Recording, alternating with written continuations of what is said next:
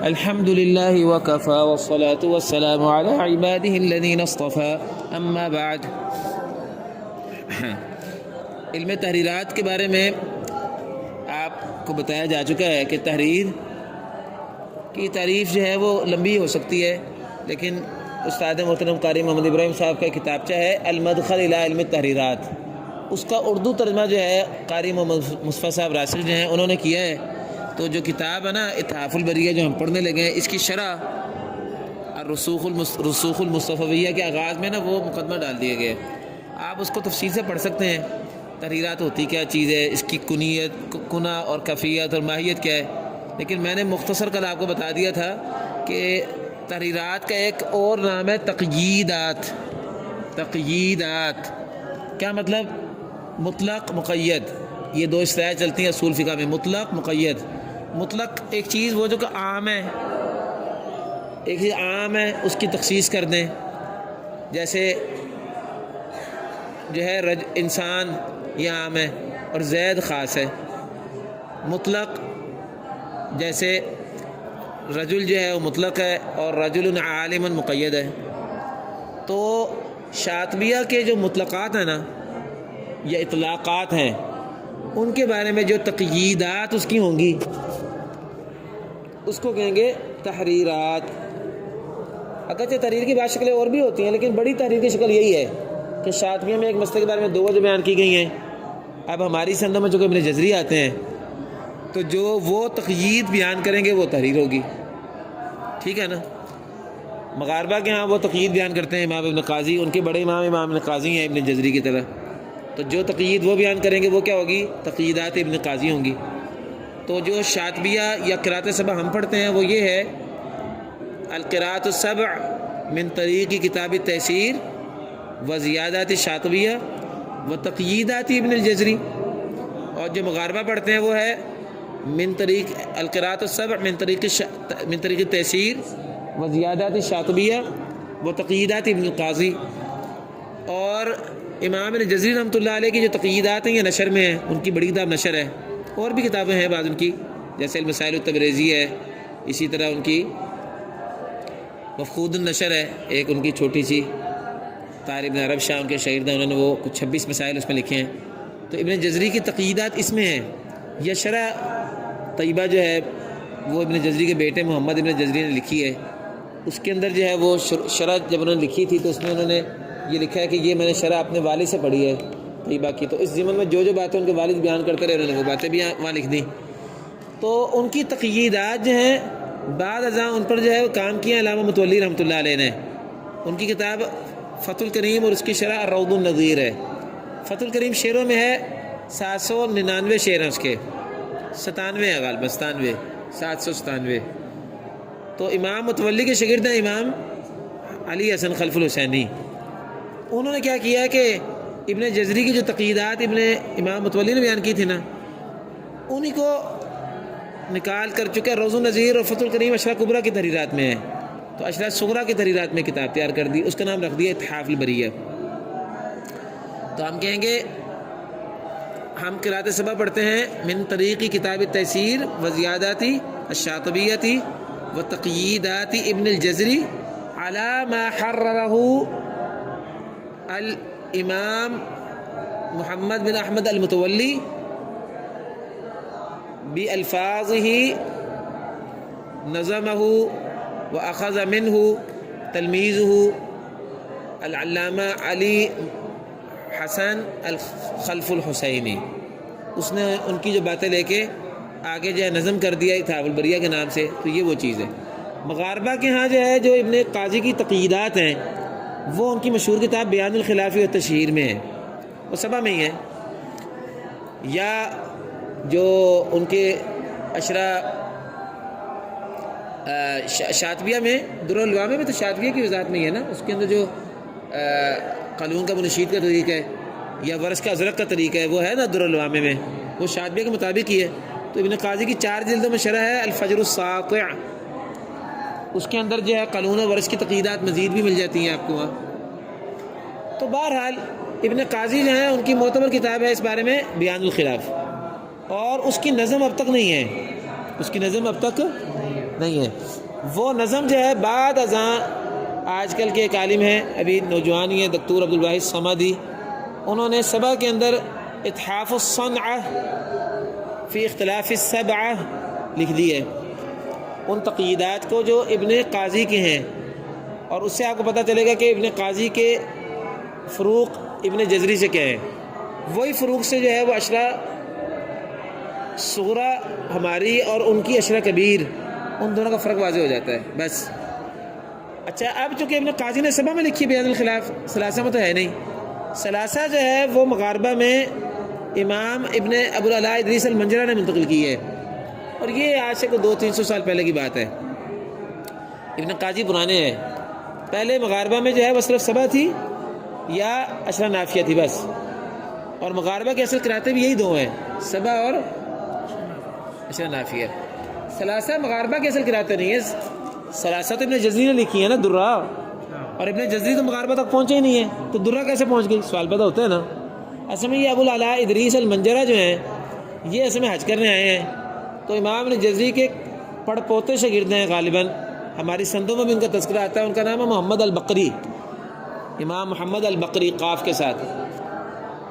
ان سے انہوں نے آ کے جو ہے وہ ثلاثہ پڑھی ہیں، اور یہاں سے وہ واپس لے گئے مغرب میں ثلاثہ چلاتے ہیں انہوں نے منتقل کی.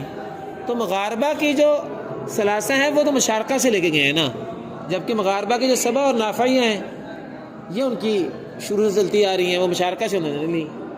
واضح.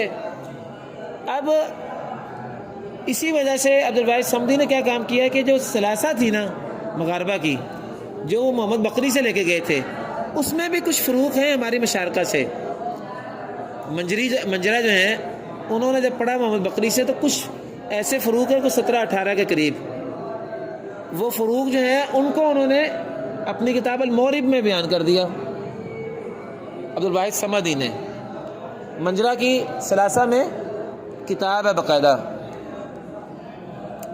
تو اس میں جو انہوں نے محمد بقری سے لیا تھا، چونکہ ثلاثہ کے منبع جو ہیں مرکز کون ہے؟ منجرہ، اور سبع کا مرکز کون ہے؟ ابن قاضی. تو انہوں نے کیا کیا کہ بیان الخلاف جو ہے نا اس کے تو جو تھے نا تقییدات، اس کو تو انہوں نے لکھ دیے تحفظ الصنعہ میں، 121 شعروں میں یہ منظومہ ہے. اور ثلاثہ جو ہے اس کے بارے میں جو منجرہ کی توضیحات تھی ان کو انہوں نے المعرب فی القراءۃ الثلاث المغرب للمغرب اس طرح کر کے جو ہے نا کتاب لکھی، اس میں درج کر دیا. تو اب ہم کہیں گے کہ مغاربہ جو ہیں وہ قراءات عشرہ سبع من طریقی التیسیر و زیادات الشاطبیہ و تقییدات ابن القاضی علامہ حررہ دکتور عبدالواحد صمدی فی اتحاف الصنعہ. جیسے وہاں جو ہے وہ متولی کے شاگرد جو ہے وہ خلف الحسینی ہے، تو یہاں عبدالواحد صمدی ہیں. اور ثلاثہ میں آئے گا کہ من طریق التحبیری والدرہ. یہاں ذہن میں رکھیے یہاں زیادت کی بات نہیں ہے، کیونکہ وہ تو ابن جزری کی اپنی کتاب ہے تحبیر. تو من طریق الدرہ یا من طریق تحبیر ہم پڑھتے ہیں، اور اس کے اندر تقییدات کس کی ہیں؟ منجرہ کی. اور اس کو تحریر کس نے کی ہے؟ عبدالواحد صمدی نے المورب میں. اس طرح سے مغاربہ کی کتاب اتحاف الصنعہ اور المورب اسی جگہ پر ہے جس جگہ پر مشارقہ میں ہماری کتاب اتحاف البری ہے. واضح ہے جی؟ آپ کہیں گے کہ ثلاثہ میں ہماری کوئی تحریرات نہیں ہے. ثلاثہ میں سوال پیدا ہوتا ہے نا، کیونکہ اتحاف البری سبع میں ہے. ثلاثہ کے مسئلے 2-3 ہیں بیٹا بس. یہ جو قاری ابراہیم صاحب حفظہ اللہ کے مدخل ہے نا الی علم تحریرات، اس میں کرسنوں کی 4 مثالیں دی ہیں، 4 مثالیں تحریرات کو سمجھانے کے لیے. ان میں سے 3 مثالیں وہ ثلاثہ کی ہیں، بس وہی تحریرات ہیں ثلاثہ کی. واضح ہے جی؟ تو وہ قاری مصطفیٰ صاحب کی رسوخ المصطفیٰ بھی چھپ گئی ہے، اس کے مقدمے میں جو کہ المدخل موجود ہے، اردو ترجمہ اس کا، قاری صاحب کی کتاب عربی میں ہے. تو آپ وہ مدخل پڑھیں گے اور ساتھ شرح پڑھیں گے تو آپ کو مثلا ثلاثہ کے مسائل میں جو ہے ایک مسئلہ جو ہے یہ سکتہ مطوعی کا ہے. پتہ نہیں اب آپ اشرح پڑھ رہے ہیں، آپ لوگ پڑھ رہے ہیں، تو سکتہ مطوعی ایک ہے.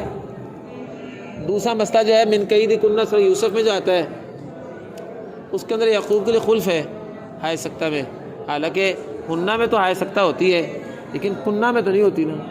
تو من قید کنہ جو کلمہ ہے انہو من قید کن، اس میں 2 وجہ ہیں. ایک غلط کلمہ اور بھی ہے، ذرا دیکھ لینا. چلیں جی اب ہم پڑھتے ہیں کتاب البریہ. ہم شروع کرتے ہیں. یہ مختصر مقدمہ جو ہے وہ آپ کے لیے کافی ہوگا. مزید وضاحت اگر آپ نے دیکھنی ہے تو آپ المدخل الی علم تحریرات پڑھ لیں، اردو ترجمہ میں یہاں بھی موجود ہے. لک الحمد یا اللہ والشکر سرمدا ہدیت الی الایمان منک تفضلا. اے اللہ ساری تعریفیں آپ کے لیے ہیں اور شکر ہمیشہ ہمیشہ، سرمدا ہمیشہ ہمیشہ آپ کے لیے ہو. ہدیت مجھے ہدایت دی گئی ہے، من کا آپ کی طرف سے، الی الایمان ایمان کی طرف، تفضلا درا حال ہے کہ یہ آپ کا مجھ پر فضل ہے، برا حال ہے کہ یہ آپ کا مجھ پر بڑا فضل ہے. یہ حال ہے ماقبل سے تفضلا. وانزلت قرآنا وارسلت احمدا، اور اے اللہ آپ نے قرآن کو نازل کیا اور آپ نے احمد محمد صلی اللہ علیہ وسلم، ان کا نام احمد بھی ہے نا، ان کو جو ہے بھیجا، مبعوث فرمایا. احمدہ جو ہے نا آگے اس کی صفت ہے. وارسلت احمدا ما ذکرہ علی، وہ احمد صلی اللہ علیہ وسلم جن کا ذکر بہت بلند ہے. علیہ صلاۃ اللہ، یہ جملہ معترضہ ہے. جیسے آپ کہتے ہیں نا کہ نبی کریم صلی اللہ علیہ وسلم نے فرمایا، تو یہ دنیا میں صلی اللہ علیہ وسلم کیا ہے، یہ درود آپ کو پڑھ رہے ہیں. تو اسی طرح ہے، اور آپ نے احمد علیہ صلاۃ اللہ کو بھیجا جن کا ذکر بہت بلند ہے. علیہ صلاۃ اللہ، جس احمد صلی اللہ علیہ وسلم پر بہت درود و سلام ہو. چلیں. وبعد اما بعد فخذ نظما یحرر حرزهم، پس آپ نظم پکڑ لیجئے، وہ نظم یحرر حرزهم جو ان قراء کی حرز کی تقیید بیان کرتی ہے. اگر تحریرہ کے مطلب تقییدات کر لیں آپ، تو پھر یحرر کا ترجمہ کیا کر لیں، یقیدهم. ٹھیک ہے نا، واضح ہے؟ ٹھیک ہے. چلو. علی ما اتی من فیض شیخی مسلسلہ، وہ تقییدات علی اس تفصیل کے مطابق ما اتا جو کہ پہنچی ہیں، آئی ہیں ہمارے پاس، من فیض شیخی مسلسلہ، میرے شیخ کے فیض سے مسلسل، متصلا.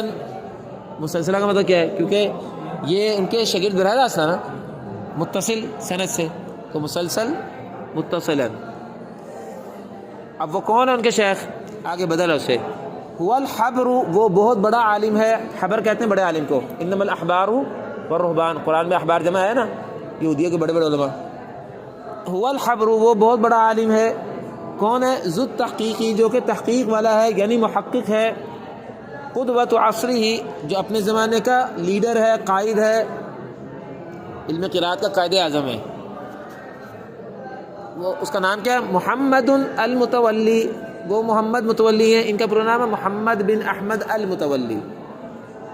عمدۃ من تلا، وہ سب سے مرکزی آدمی ہیں، من تلا قاریوں کے، وہ قاریوں کے سب سے مرکزی آدمی ہیں، قاریوں کے عمدہ ہیں.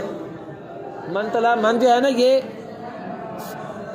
ومن الناس من یقول آمنا، لوگوں میں سے وہ بھی جو کہتا ہے کہ ہم ایمان لائے. اب من جو ہے وہ پیچھے مفرد کے لیے، آگے آمنا آگے، تو من مفرد جمع دونوں کے لیے آ جاتا ہے. من سے مراد ہے جو عمدہ ہیں ان لوگوں میں سے جو تلاوت کرتے ہیں، یعنی جو علم قرات کے علماء ہیں ان میں سے عمدہ ہیں متولی. 3 وصف آگے نا، الحبر بڑے عالم ہیں، نمبر 2 ذو تحقیق محقق ہیں، قدوۃ عصری اپنے زمانے کے علم قرات کے قائد ہیں، نمبر 4 عمدۃ من تلا اپنے زمانے کے قراء حضرات جو ہیں ان کے عمدہ ہیں، ان کے مرکزی آدمی ہیں.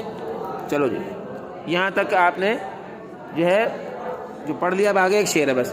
وفیہ، ہا ضمیر مذکر کی ہے کیونکہ پیچھے نظمن آیا تھا نا، اور اس نظم میں کثیرا قد اتیت بلفظہ، اکثر چیزیں جو میں لایا ہوں، قد اتیت تحقیق میں لایا ہوں، اکثر چیزیں تحقیق میں لایا ہوں، بلفظہ اپنے استاد کے لفظ بلفظ لے کر آیا ہوں. وہ لفظ بلفظ کہاں سے نہیں ہے؟ فتح الکریم نظم ہے نا متولی کی، تو اس کے الفاظ سے ہی انہوں نے اس کو بنایا. تو اس کی ضرورت کیا تھی کرسر کہ فتح الکریم جو ہے وہ تو اصل میں قراءت عشرہ کبریٰ میں ہے نا، اس میں جو شاطبیہ سے متعلقہ تحریرات کے مسائل ہیں ان کو الگ کر کے وہ ایک الگ کتاب بن گئی ہے، اس کا نام اتحاف البریہ بن گیا ہے. وفی کثیرن یہ ہے وقد اتیت کثیرن، یہ ہے وقد اتیت کثیرن بلفظہ وفیہ قد اتیت کثیرن بلفظہ، اور اس کتاب میں لایا ہوں بہت ساری باتیں اکثر اشعار بلفظہ متولی صاحب کے ہی الفاظ سے. عسى اللہ بالاحسان ان يتقبل، امید ہے کہ اللہ تعالیٰ احسان فرما کر اس کتاب کو شرف قبولیت عطا فرمائیں گے. ان یتقبل، یہ کہ اللہ اسے قبول کریں گے. تو ان جب فعل پر آ جائے تو وہ مصدر کی طویل میں چلا جاتا ہے، اس لیے ترجمہ ہم نے مصدر کا کیا ہے. امید ہے کہ اللہ تعالیٰ احسان کے ساتھ شرف قبولیت سے نوازیں گے اس کتاب کو. چلیں جی یہ مقدمہ ہو گیا، چلیں اب آگے چلتے ہیں. اب آج ہم انشاءاللہ شروع کر لیں گے. آپ یاد رکھیں کہ شاطبیہ میں استعاذہ کے اصولوں کے باب 29 ہیں، یہ یاد رکھنا ہے آپ نے. شاطبیہ میں اصولوں کے باب کتنے ہیں؟ 29. پھر اس کے بعد فروش شروع ہو جاتے ہیں. فروش جو ہیں وہ سورہ بقرہ، پھر سورہ آل عمران، پھر سورہ نساء، ایک ایک کر کے سورہ ناس تک جاتے ہیں. پوری شاطبیہ 4 حصوں میں تقسیم ہے بیٹا، پوری شاطبیہ 4 حصوں میں تقسیم ہے.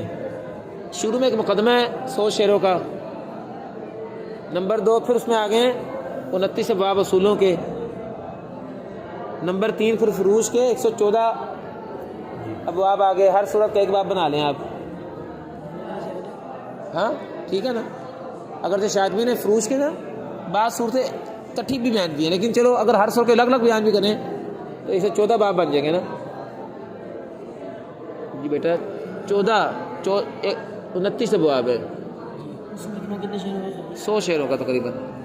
اور اس کے بعد چوتھا حصہ شاطبی کے آخر میں نا مخارج صفات ہیں، اور اسی طرح تکبیر نہیں پڑھتے آپ نے قاریوں کو سنا ہوگا، لا الہ الا اللہ واللہ اکبر وللہ الحمد بسم اللہ الرحمن الرحیم الم نشرح لک صدرک.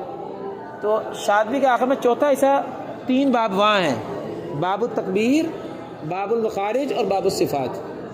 یہ 4 حصوں میں شاطبی پوری. ٹھیک ہے، پوری شاطبی کا آپ کو پتہ ہونا چاہیے. شروع میں مقدمہ ہے، پھر 29 باب اصولوں کے ہیں، پھر فروش کے 114 باب ہیں، پھر اس کے بعد آخر میں 3 باب بطور اختتامیہ ہیں. وہ کون سے 3 باب ہیں؟ مخارج، صفات اور اسی طرح باب التکبیر. چلے اب اسی ترتیب پر اتحاف البریہ چلے گی.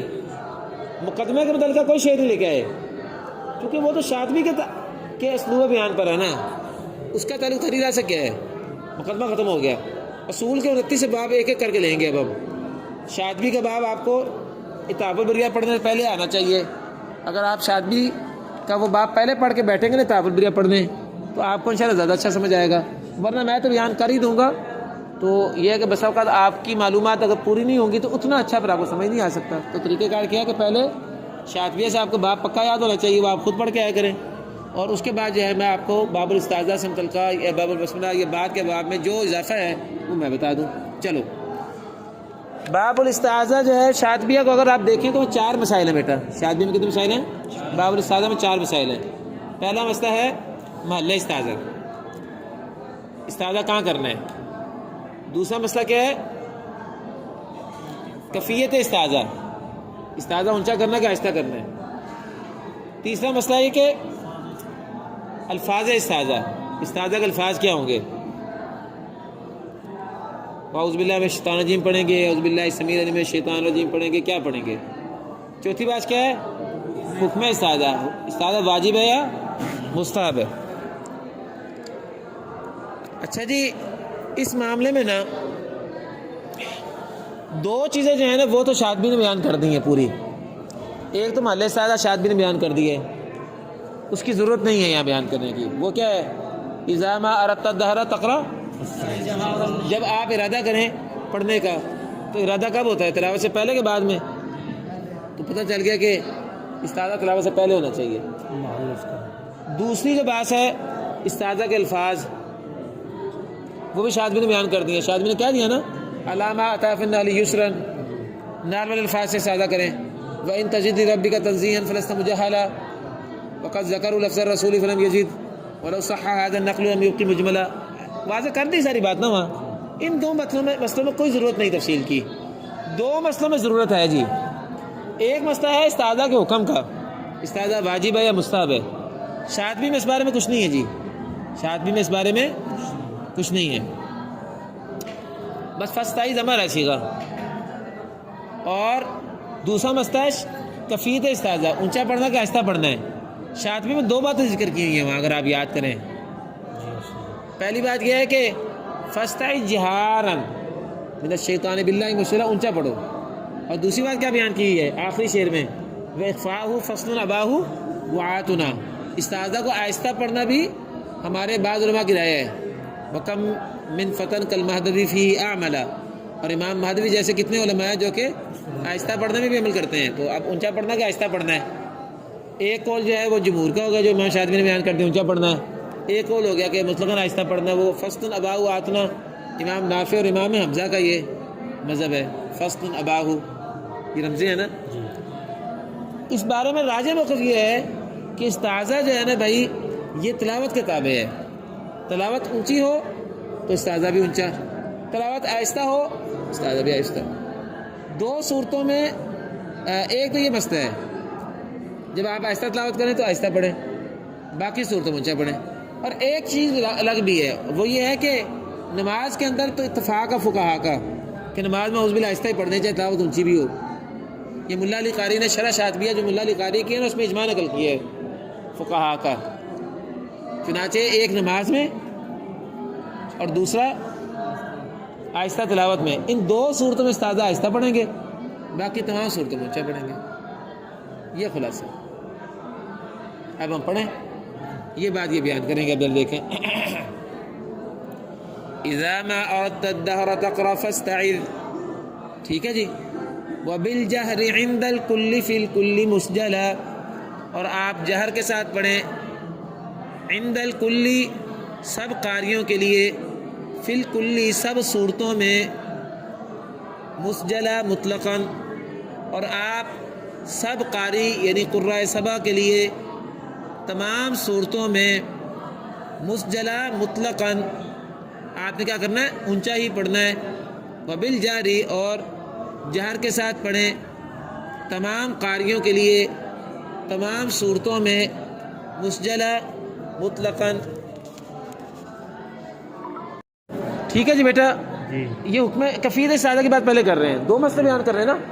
کفیت استعاذہ میں کہتے ہیں کہ اونچا ہی پڑھیں مطلقاً. گویا وہ جو آخری شعر تھا نا آہستہ پڑھنے والا اس کو نہیں مان رہے، متولی اس کو نہیں مان رہے، ابن جزری اس کو نہیں مان رہے. لیکن اونچا پڑھنا جو ہے اس کی شرط کیا ہے؟ بشرط استماع. بشرط استماع. جب آپ کوئی آپ کو سنا رہا ہو تو پھر اونچا پڑھنا ہے. وابتدائی دراست. اسی طرح آپ نے جو ہے تلاوت کے ابتدا میں پڑھنا ہے اونچا. ویسے کہہ دیے عام طور پر تلاوت کے ابتدا سے مراد یہ لینا چاہ رہے ہیں کہ آپ لوگ بیٹھے نا 15 بندے پڑھ رہے ہیں تو پہلا بندہ اگر استعاذہ پڑھ دے گا تو اب دوسرے بندے کو دوبارہ استعاذہ پڑھنے کی ضرورت نہیں ہے. یہ مراد ہو گیا. آپ اونچا پڑھیں اور ایک دفعہ ہی پڑھیں کافی ہے. بشرط استماع. بشرط استماع وابتدائی دراست. استماع کی شرط کے ساتھ، یعنی قاری پڑھ رہا ہو اور آپ سن رہے ہو، ایک کب آپ کے اونچا پڑھ گئی. ہاں. اور اسی طرح تلاوت کے ابتدا میں آگے کہتے ہیں ولا مخفیا. اور آپ اخفاء نہ کرنے والے بنے اس حال میں. یہ حال ہے ویسے، اس حال میں کہ آپ اخفاء نہ کرنے والے ہوں. ٹھیک ہے. ولا مخفیا اس حال میں کہ آپ اخفاء نہ کرنے والے ہوں، یعنی آہستہ نہ پڑھنے والے ہوں. کیا مطلب؟ ہاں یہ تھوڑا ترجمے میں غلطی ہوگی. دوبارہ ولا اور اونچا مت پڑھو، اور اونچا نہیں ہے، اور اونچا نہیں ہے. ولا اور اونچا نہیں ہے. مخفیاً اس حال میں کہ جب آپ آہستہ پڑھنے والے ہوں. تو پیچھے آئے گا نا بالجہری عند الکل فی الکل مسجلا، اس سے استثناء ہے. اور آپ اونچا نہ پڑھنے والے ہوں گے کب؟ اس حال میں کہ جب آپ آہستہ تلاوت کرنے والے ہوں. او فی الصلاۃ ففصلا، یہ نماز میں پڑھ رہے ہو.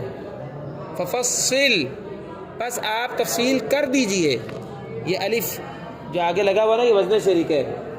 آپ تفصیل بیان کر دیں، یہ امر ہے. دو صورتوں میں آپ جو ہیں وہ اونچا نہیں پڑھیں گے. وہ دو صورتیں کون سی ہیں؟ ولا مخفیا او فی الصلاۃ ففصلا، بس آپ تفصیل کر دیں. کس کی؟ وہ جو اوپر آیا تھا نا بالجہر عند الکل فی الکل مسجلا، فی الکل تمام صورتوں میں اونچا پڑھیں سوائے دو صورتوں کے. تو تفصیل کر دی ہے نا آپ نے، یہ تفصیل ہے. اس کے علاوہ باقی ساری صورتوں میں اونچا پڑھیں. یہ ہوا ترجمہ. ہاں جی دوبارہ ذرا ترجمہ کر لیں تھوڑا سا. وبالجہر عند الکل فی الکل مسجلا پڑھ دیا نا آپ نے کہ آپ اونچا پڑھیں تمام قاریوں کے لیے تمام شکلوں میں.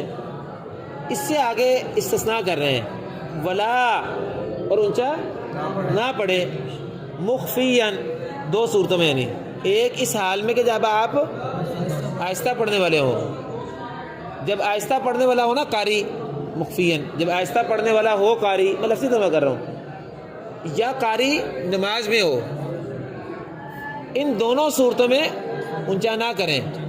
ففصل، بس اس چیز کے ساتھ آپ تفصیل کر دیں. کس کی؟ وہ جو اوپر بات آئی تھی کہ تمام صورتوں میں اونچا پڑھیں. ان تمام صورتوں میں ان دو صورتوں کو نکال کر اب تفصیل ہو جائے گی نا پھر. ففصل، بس آپ تفصیل کر دیجئے. چلیں آخری شعر پڑھ لیں.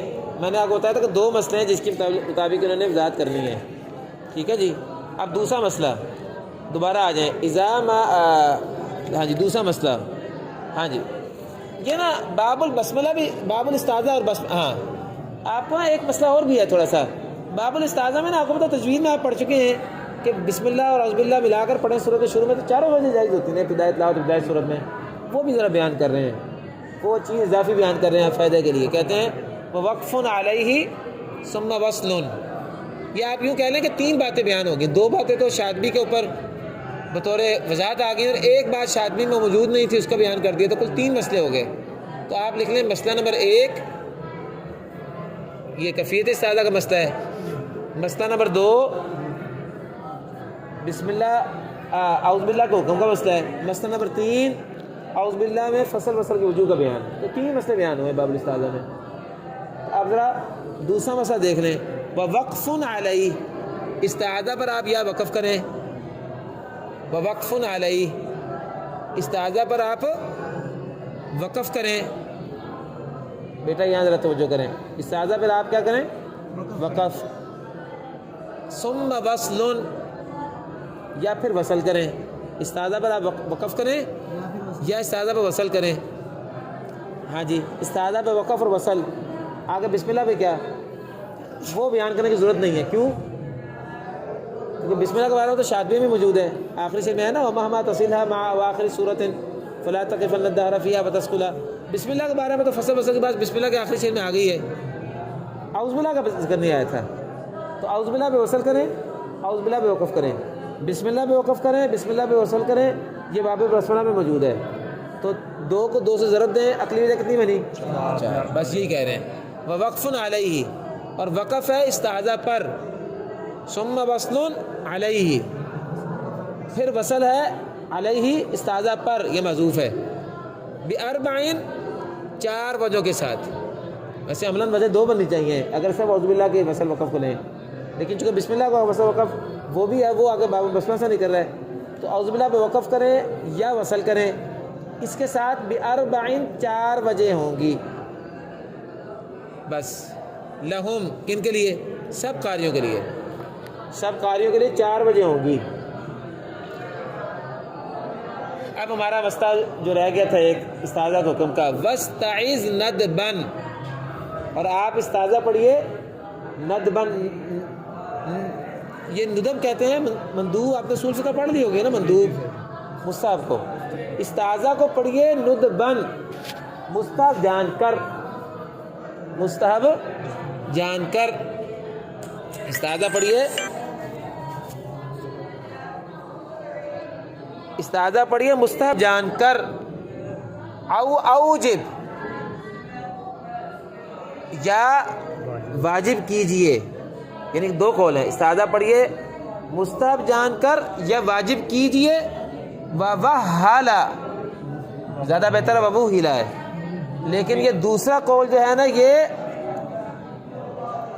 ضعیف قرار دیا گیا ہے وَوُحِّلَ، اور اس کو یعنی یہ جو دوسرا قول ہے نا اوجب وَوُحِّلَ، اسے ضعیف قرار دیا گیا ہے، اور یہ قول ضعیف قرار دیا گیا ہے۔ وَوُحِّلَ میں بیٹا ہوا ضمیر ہے جو جاری ہے اوجب کے اندر موجود مصدر کی طرف، یعنی وجوب والا قول ضعیف قرار دیا گیا ہے۔ ٹھیک ہے جی۔ اذا ما اردت الدهر تقرأ فاستعذ وبالجهر عند الكل في الكل مسجلا بشرط استماع وابتداء دراسة ولا مخفيا أو في الصلاة ففصلا ووقف عليه ثم وصل بأربع لهم واستعذ ندبا أو أوجب ومهلا، أو أوجب أو أوجب ومهلا، وآخر دعوانا أن الحمد لله رب العالمين۔